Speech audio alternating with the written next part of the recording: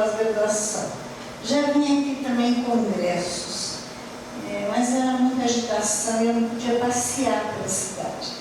Agora eu estou tendo o privilégio de fazer alguns passeios de carro, revendo lugares maravilhosos para mim, né? Então eu vou falar hoje sobre o grande Gilberto de Melo Freire. Gilberto, eu fiz um ensaio sobre ele, foi premiado na UB. Foi um dos meus primeiros ensaios, que eu fiz juntamente com o Gonçalves Dias e também outro que eu sou muito admiradora, que é Rubem Braga. Então foi um dos primeiros, eu sou preferencialmente ensaísta. Então, começando, eu diria que Gilberto Freire, que faleceu há 35 anos, e as suas obras estão revitalizadas sempre. Elas estão, foi falado agora pelo Carneiro, que até nas escolas, crianças estão lendo os livros de Gilberto Freire. Isso é uma coisa fantástica, porque no meio literário ele está vivo, realmente muito vivo. Eu só escrevo sobre personagens que eu admiro. Então, eu admiro o Gilberto Freire, escrevi sobre ele. Então, se eu não admirar um escritor, eu não escrevo, porque eu não vou pesquisar sobre ele. Porque para mim escrever é lazer. Então, eu não posso fazer nada que não seja prazeroso, né? Então, foi muito prazeroso conhecer a vida. Eu sei que tem uma grande especialista aqui, que é a Fátima Quintais. Então, eu realmente estou um pouco constrangida, porque eu sei que ela é altamente especializada sobre o assunto. Então, eu queria dizer que ele, como Joaquim Nabuco, Gilberto Freire foi um grande polímata. Então, é muito interessante que ele dizia que ele era principalmente um escritor literário, ele afirmava isso. Então, ele tem uma frase que diz assim: o sociólogo, o antropólogo, o historiador, o cientista social, o possível pensador são, em mim, ancilares do escritor. Então, ele realmente se considerava um escritor, né? Isso é muito interessante, porque com tantas especialidades, e ele se dizia sempre escritor. Entendemos que foi um paradigma de uma grande cultura, com uma cosmovisão universal, buscando os vários ângulos do comportamento do ser humano, de etnias diferenciadas, permitindo o difícil entendimento de línguas e culturas. Gilberto Freire era... Por favor, a senhora vai baixar um pouquinho mais sobre o telefone? Aí, acho que é melhor. Gilberto Freire era de uma família culta e abastada. O pai dele era juiz, era professor de universidade, e ele tinha uma situação muito privilegiada. Ele era um menino com muita energia. Então, tem uma história que ele até fugiu com 6 anos para Olinda, né? Ele fugiu. Então, isso era na Europa. Achavam que a miscigenação era negativa, prejudicava. Mas ele era precursor, ele dizia que não, que a miscigenação era uma coisa saudável, esperada, boa, que a mistura de raças era acréscimo.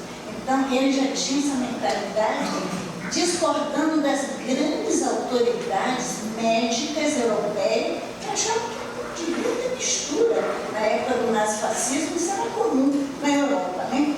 Então, isso é muito... Agora, ele cometeu um engano, porque hoje, pessoas como Florestan Fernandes, que foi também a mesma coisa que ele foi, Florestan Fernandes também é um homem de uma cultura invulgar, teve até uma origem muito humilde, diferente da dele, mas era um polímata também, era um que entendia de várias coisas.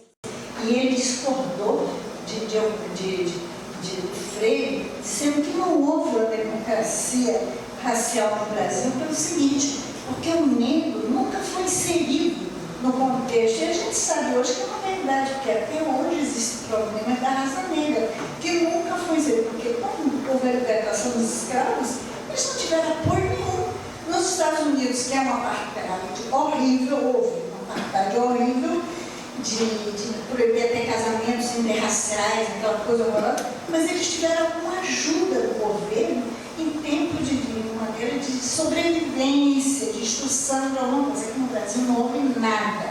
Eles foram libertados e abandonados. Então não houve essa inserção que devia ser um sonho do Freire, essa inserção racial que realmente não houve até hoje. Estou fazendo até as cotas nas universidades, que eu particularmente já fiz até artigo contra, não que eu seja contra as cotas, mas eu acho que no Brasil tinha que melhorar a educação. Se a educação básica, fundamental, fosse de qualidade, integral, com todo mundo recebendo bons ensinamentos, não tinha que fazer cota, porque o pobre, ou a pessoa que mora na favela, as pessoas que não têm condição social, iam para o colégio de manhã, 8 ou 7 horas da manhã, saia de tarde, já de banho tomado, já de comidinha na barriga, ia para casa para dormir. Então, ele não ia para a marginalidade, não ia ser aviãozinho, favela e comunidade, nada disso, porque ele não ia ter tempo de estudar muito, fazer esporte.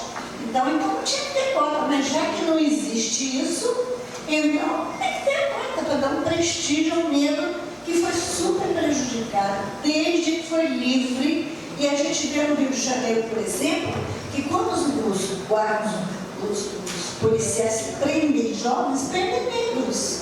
É uma constante prender negros, até matar os negros, porque eles, basta ser negro, tá no shopping, olhando muitas coisas e tal, a gente vê isso, sai no jornal. Então já acha que está roubando, foi para lá para roubar, porque é negro. E às vezes é um rapaz trabalhador, estudioso também, estuda, trabalha, bom filho, bom isso, bom aquilo, não dá marginalidade, mas a cor pega. Então a discriminação é muito forte ainda aqui no Brasil. Eu sou baiana, mas eu resido, desde a minha pós-graduação, eu resido no Rio de Janeiro, eu vejo isso todo dia acontecendo. E as mães vão dizer, não fiz isso com meu filho porque ele é negro. Então é uma coisa que é uma evidência, é uma coisa real, está acontecendo. Então essa democracia racial realmente não existiu. Né? E outra coisa, quando ele falou dos índios, achei muito interessante, porque ele não foi assim tão ligado à Índia, era mais ligado aos negros, mas ele viu perfeitamente que o negro também falou, o índio foi muito positivo também, porque eles foram muito protegidos pelos jesuítas. Os jesuítas tinham muita dedicação ao índio, porque eles queriam o quê? Eles queriam, foi na época do protestantismo, foi aquela revolução toda evangélica, e eles queriam incrementar a religião católica no mundo. Tanto que eles vieram para o Brasil, por isso, né, os padres, para catequizar os índios. Então eles queriam que todos ali fossem cristãos, mas cristãos católicos, apostólicos, romanos. Né? Então eles instituíram muito o ensinado até latim para os índios, tentavam português, latim e tal. Mas então eles tentaram a aculturação. As pessoas diziam, não, mas era culturar os índios, mas na verdade houve uma transculturação, que foi o que realmente aconteceu. São as duas raças juntas deram origem a uma terceira cultura. Né? Então foi uma transculturação, é um conceito bem atual sobre o assunto. Não houve exatamente uma aculturação, não, mas era sempre bem intencionado, porque os jesuítas amavam os índios, queriam bem, tanto que os casamentos entre índias e portugueses eram estimulados por eles. Muitos portugueses casavam com as índias graças aos padres, mas eles não faziam isso com raça negra. Eles não estimulavam o jesuíta o casamento de branco com as negras. Não sei se porque na Idade Média, até o catolicismo achava que os negros não tinham alma, né? Então eles não davam muito prestígio aos negros, né? Achavam que o negro não tinha alma e tal. Eles nunca se dedicaram aos negros. Ele também não se dedicava à escravização de negros, que já existia escravização de negros na época deles, aqui dos jesuítas. Por quê? Porque eles não queriam desagradar também ao rei de Portugal, porque eles eram o quê? Eles eram pagos pelo rei de Portugal. Eles não queriam prejudicar os negócios, né, de Portugal. Então eles não discutiam a escravização do negro e eles não davam essa importância que eu acho que o negro deveria merecer. E quando ele falava do branco, ele elogiava também muito o branco, ele viajava no branco, ele não tinha orgulho de raça, porque eles falavam muito que a Península Ibérica, no século XIII, foi invadida pelos muçulmanos.